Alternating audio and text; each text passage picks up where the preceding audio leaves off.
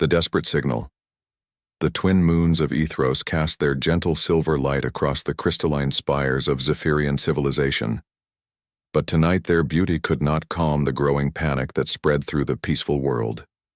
In the grand observatory, senior astronomer Veltar watched the readings with increasing dread. The massive solar monitoring array showed what every Zephyrian feared most. Their sun was entering an unprecedented phase of violent solar activity. The flare patterns are accelerating, Veltar announced to the emergency council that had gathered in the observatory's central chamber. His bioluminescent skin, normally a calm blue, flickered with orange streaks of anxiety. Our projections show that within 60 rotations, the solar storms will strip away our atmosphere completely. Council leader Sithara rose from her crystalline chair, her elegant form trembling slightly.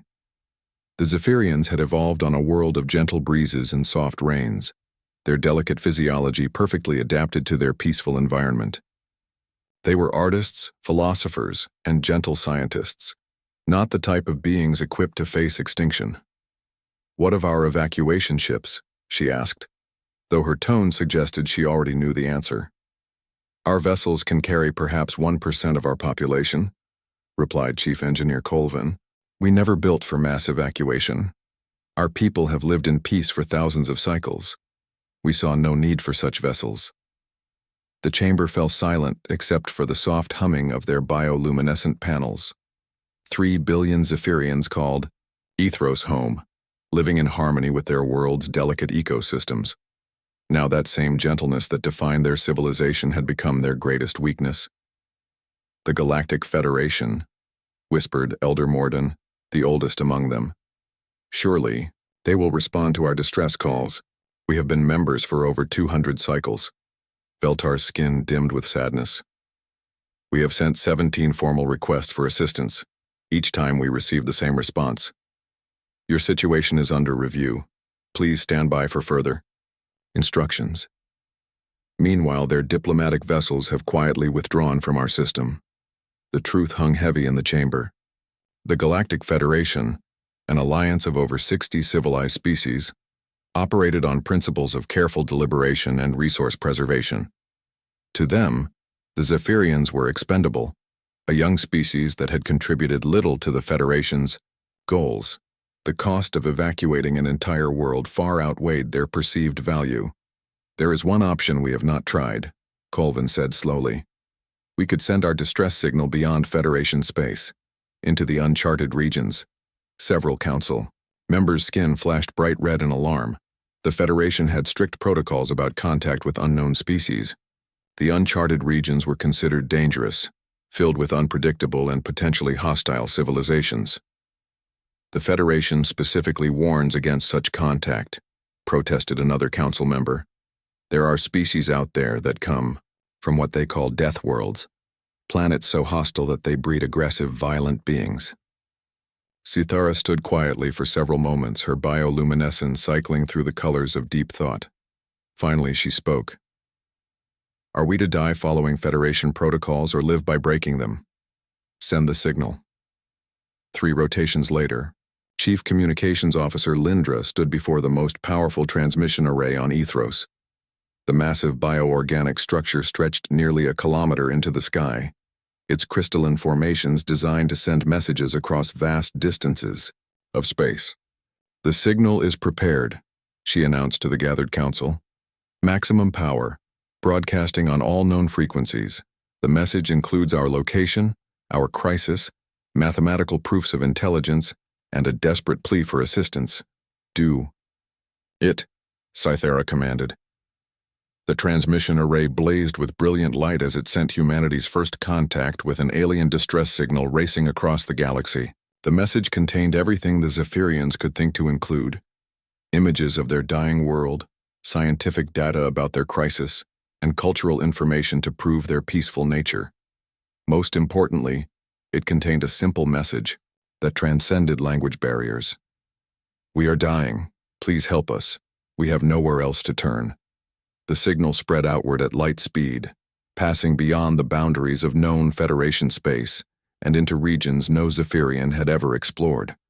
"Captain, Elena Vasquez was finishing her third cup of coffee when the alert chimed at Deep Space Monitoring Station Olympus.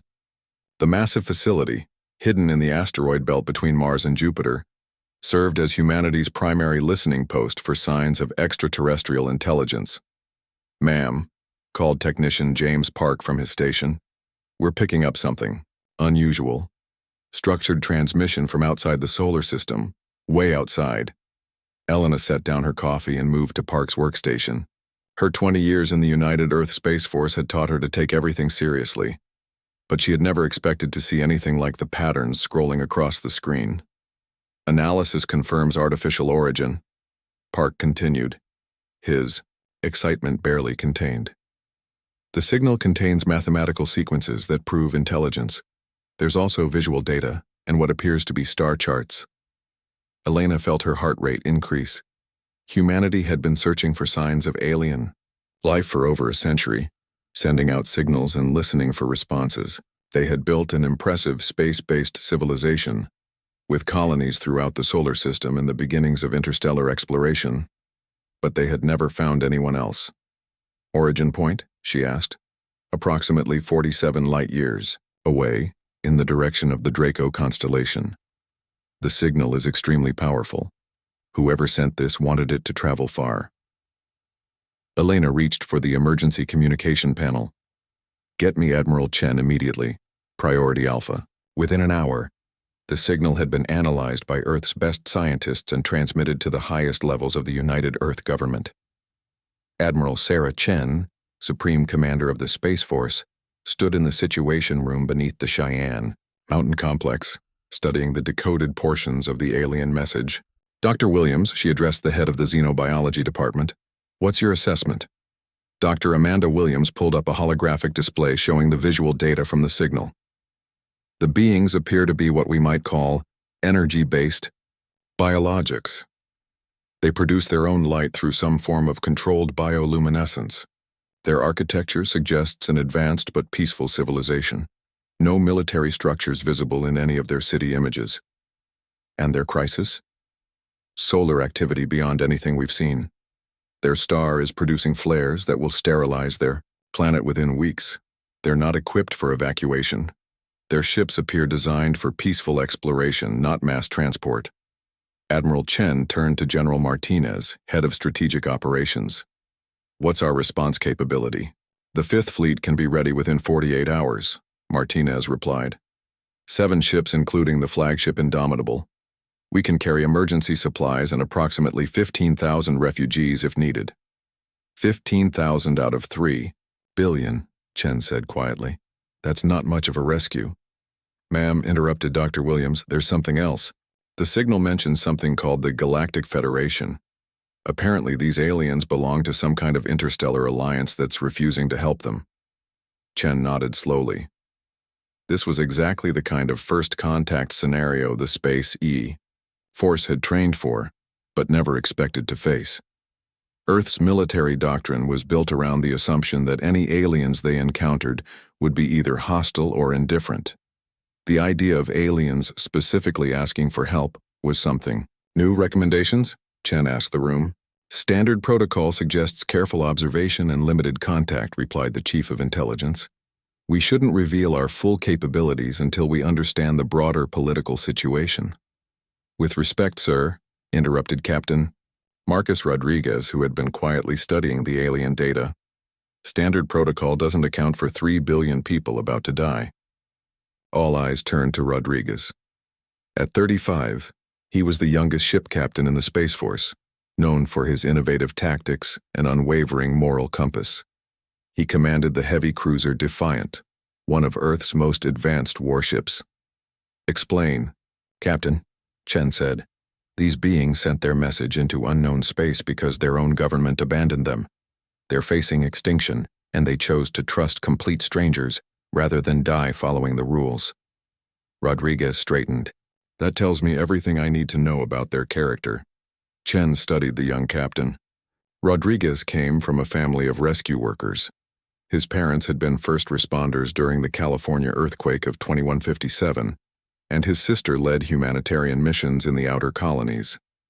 His service record showed a pattern of prioritizing Civilian protection above mission objectives. You're volunteering for first contact, Captain? Yes, ma'am. The Defiant and her crew are ready. This won't be a simple rescue mission, Chen warned. If there's truly a Galactic Federation out there, our response could have consequences for all of humanity. We'd be announcing our presence to unknown powers. Rodriguez nodded. Sometimes doing what's right is more important than doing what's safe. Admiral Chen looked around the room at her senior staff. Each face showed the weight of the decision they were facing. Humanity was about to take its first step onto the galactic stage, and it would be as rescuers rather than conquerors.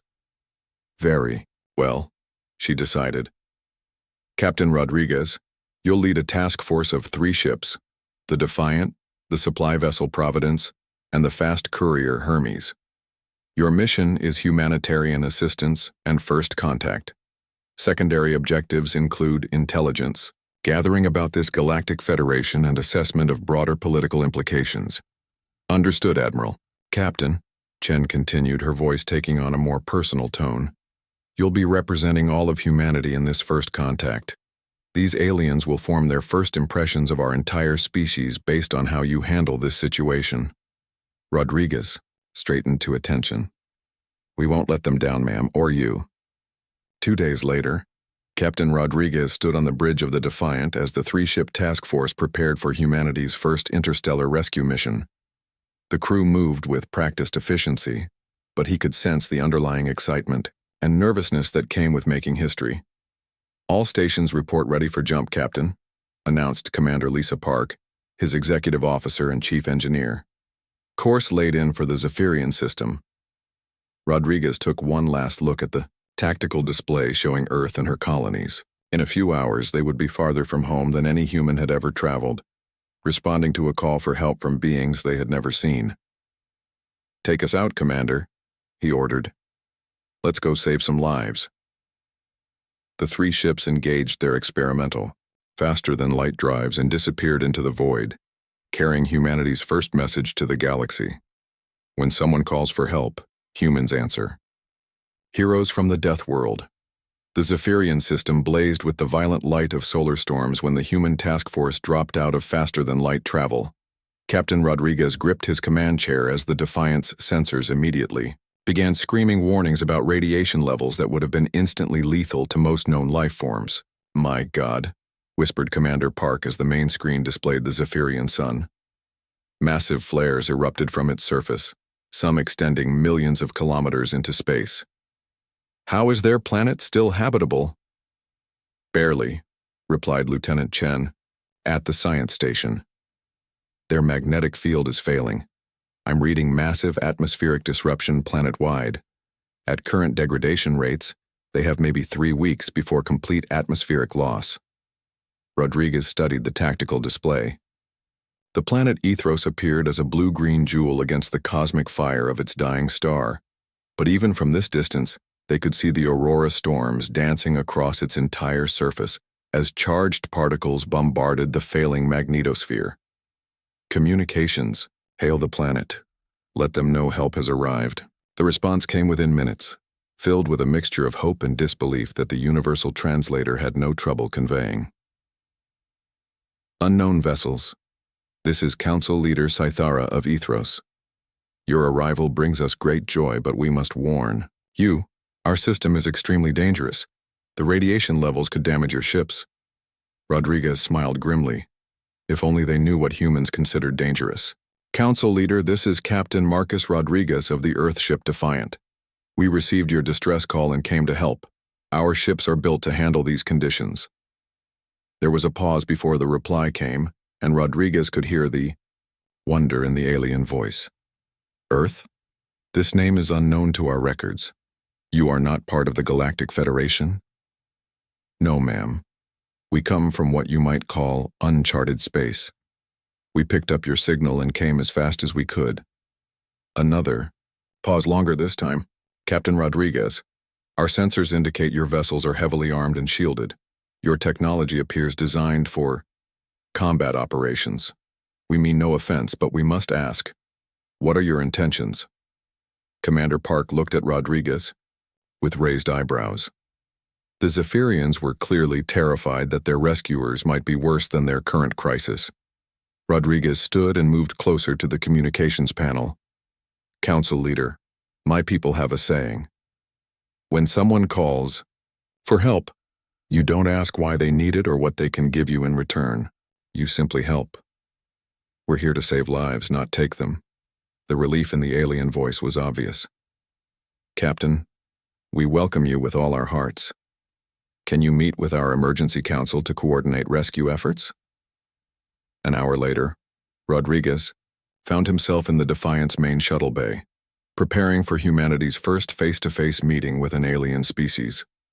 The diplomatic team included Commander Park, Dr. Sarah Okafor from the Xenobiology Department, and Lieutenant Torres from Security. Remember, Rodriguez told his team as they boarded the shuttle, we represent all of humanity in this moment. Be respectful, be helpful, and be ready for anything. The flight to the Zephyrian orbital platform took 20 minutes through radiation. That would have fried most Federation vessels. The human shuttle's military-grade shielding handled it easily, though Dr. Okafor did note some concern about long-term exposure. The Unity Ring, as the Zephyrians called their orbital platform, was a work of art. Graceful spires of living crystal curved through space, bioluminescent panels providing gentle light throughout its structure. It was beautiful, elegant, and utterly defenseless. No weapon systems visible, Torres noted quietly as they docked. No military installations at all. These people are completely peaceful. The docking bay that received them was a marvel of organic architecture, but Rodriguez noticed something that made his heart sink. Several Zephyrian evacuation ships sat in various states of disrepair, clearly old and barely spaceworthy. Captain Rodriguez, a melodious voice called out as they disembarked. I am Council Leader Cythara. Welcome to Unity Ring. Rodriguez got his first look at a Zephyrian and understood immediately why the Federation had abandoned them. Cythara stood nearly 7 feet tall but appeared almost fragile, her translucent skin glowing with soft blue light. Her features were delicate, almost ethereal, and her movements had a flowing grace that suggested she had never known violence or hardship. Council Leader, Rodriguez replied with a respectful bow. It's an honor to meet you. I only wish it were under better circumstances. Your arrival alone improves our circumstances immensely, Cythara replied. Please, come to our emergency council chamber. We have much to discuss. As they walked through the station corridors, Rodriguez noticed how the Zephyrians they passed stopped to stare at the humans. Their bioluminescent patterns shifted rapidly. What Dr. Okafor later explained was likely expressions of curiosity, mixed with fear. In the council chamber, Rodriguez met the full leadership of the Zephyrian civilization. Elder Morden, ancient even by his species' standards, studied the humans with obvious fascination. Chief Engineer Colvin appeared nervous but eager to discuss technical solutions. Senior Astronomer Veltar had prepared detailed charts of the solar crisis. Captain, Cythara began, we must be honest with you. Our situation is worse than our original message indicated. We have perhaps 3 weeks before our atmosphere is completely stripped away. Our evacuation ships can carry maybe 50,000 people, a tiny fraction of our population. Rodriguez nodded grimly. How many people are we talking about total? 3,200,000,000, replied Veltar quietly. The number hung in the air like a death sentence. Even if every ship in the human fleet had been converted to refugee transport, they couldn't evacuate more than a few 100,000 people. What about planetary shielding? Asked Commander Park. Some kind of artificial magnetosphere? Colvin's skin flickered with what Dr. Okafor recognized as embarrassment. Our technology was never designed for such applications. We are a peaceful people, Captain. Our greatest achievements are in art, philosophy, and biological sciences. We have never faced anything that required aggressive solutions. Rodriguez felt a familiar stirring, the same feeling he'd had during the Titan colony disaster, when conventional wisdom said the situation was hopeless. Commander Park, What would it take to generate a planetary magnetic field? Park's eyes lit up with understanding. Theoretically, a network of fusion-powered magnetic field generators positioned around the planet. The power requirements would be enormous, and the technical challenges. She paused, thinking. Actually, Captain, it might be possible. Crazy, but possible. Elder Morden's bioluminescence brightened with hope. You believe such a thing could be built? Built, deployed, and activated in 3 weeks? Park grinned. Only if we're completely insane and have the best engineers in known space. Rodriguez stood up, the plan already forming in his mind. Fortunately, we're humans. We specialize in completely insane engineering solutions. Over the next 6 hours, the human and Zephyrian teams worked together to develop what they privately called the impossible plan. Using the combined manufacturing capabilities of both civilizations, they would construct a network of 18 massive magnetic field generators. Each generator would need to be the size of a city block and powered by a fusion reactor that pushed every safety limit ever established. The radiation exposure alone should kill anyone trying to deploy these things, noted Dr. Okafor as she reviewed the specifications. Good thing we're from a death world, Rodriguez replied cheerfully. What's a little radiation between friends? The Zephyrians looked horrified. Death world? Sithara asked faintly. Commander Park laughed. Council leader Captain Rodriguez is being modest. Earth's surface radiation levels are considered lethal by most Galactic Federation standards. Our weather patterns include storms that can level cities, temperature variations that would freeze or cook most known life forms, and atmospheric pressure that would crush species adapted to gentler worlds. We also have active tectonic plates, added Dr. Okafor helpfully, which means our ground literally moves around randomly. Plus active volcanism, corrosive oceans, and an oxygen atmosphere so reactive it's technically a slow-burning fire. Veltar's bioluminescence had gone almost completely dim. And you live there? Comfortably? It's home, Rodriguez said with a shrug.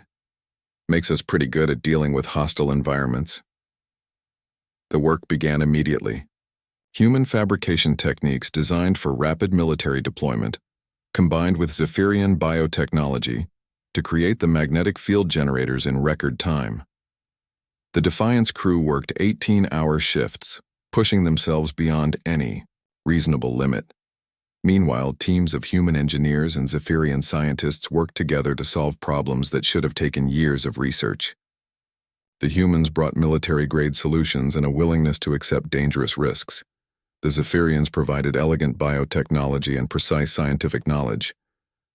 Your people are remarkable, Colvin told Commander Park as they worked together on the 8th day of the project. You propose solutions that terrify us, then make them work through sheer determination. Park smiled tiredly. She had been awake for 36 hours straight, running on stimulants and stubbornness. That's humans for you. We're too stupid to know when something is impossible. The real test came when it was time to deploy the generators. Each one had to be positioned precisely on the planet's surface, in locations where the solar radiation was already lethal to most life forms. The Zephyrians watched in amazement as human teams, protected only by their ship's shielding and their own remarkable endurance, manually installed each massive device. They're working in radiation levels that would kill us in minutes, Veltar reported to the Council in wonder. And they're doing it as if it were routine maintenance. Captain Rodriguez personally led the installation of the final generator, working for 6 hours in conditions that pushed even human tolerance limits. When he finally returned to the shuttle, his skin was reddened by radiation exposure, but he was grinning. That's 18, he announced over the comm. All generators in position, initiating the field in 3, 2, 1. The effect was immediate and spectacular. A shimmering aurora began to dance around the entire planet as the artificial magnetosphere came online. The deadly solar particles that had been stripping away the atmosphere were suddenly deflected back into space.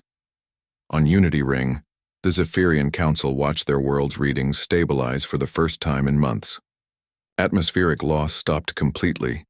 The radiation storms that had been ravaging their surface began to calm. It's working, Cythara whispered, her bioluminescence cycling through colors that Dr. Okafor later learned represented overwhelming joy. You've saved our world. But Rodriguez wasn't finished. Over the following days, human engineering teams worked with Zephyrian scientists to establish permanent monitoring stations and backup systems. They shared technical specifications and training materials, ensuring the Zephyrians could maintain their new planetary defenses independently. More importantly, they shared something else: the knowledge that in a galaxy where the strong abandoned the weak, there were still those who would cross vast distances to help strangers. On the final day before the human task force departed, Elder Morden requested a private meeting with Captain Rodriguez. The ancient Zephyrian moved slowly to the observation deck where Rodriguez stood watching the now stable planet below. "Captain," Morden said quietly, "I have lived for 400 cycles. I have seen the rise and fall of civilizations, the birth of stars, and the dance of galaxies, but I have never seen anything like what your people accomplished here." Rodriguez remained silent, sensing the elder had more to say. The Galactic Federation teaches that species from Deathworlds are dangerous, aggressive, and not to be trusted. They warn that such beings bring chaos wherever they go. Morden paused, his bioluminescence dim with thought. They were wrong about the chaos. You brought hope instead. Elder, we just did what anyone should do when someone needs help. No, Captain. The Federation had ships, resources, and knowledge far greater than yours, but they lacked something that your Deathworld gave you: the will to do what is necessary when lives are at stake, regardless of the cost to yourselves. As the human ships prepared to depart, they carried with them detailed star charts provided by grateful Zephyrian astronomers, cultural exchange gifts, and most importantly, the coordinates of other worlds that might need help. "Captain," Cythara transmitted as the task force moved to jump position, "we have sent word throughout the known galaxy about what happened here. Other species will learn that there are beings called humans who answer distress calls, no matter how far they must travel or how dangerous the journey." Rodriguez smiled as he looked at the stable planet they were leaving behind. "Council leader, if anyone else out there needs help, just send us a signal. Humans have a bad habit of showing up when people think the situation is hopeless." The three ships jumped back toward Earth, leaving behind a world saved by beings who had never learned that some things were impossible. In the months that followed, other distress signals began reaching human space, from mining colonies trapped by asteroid impacts, from research stations cut off by stellar phenomena, from entire civilizations facing extinction. Each time, human ships appeared with the same message: "We got your signal, how can we help?" The Galactic Federation soon learned that their warnings about Deathworlders had been accurate in one respect. Humans were indeed changing the galaxy.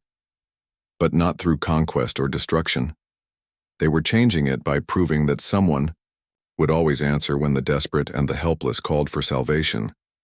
And in a universe that had grown accustomed to indifference, that made all the difference.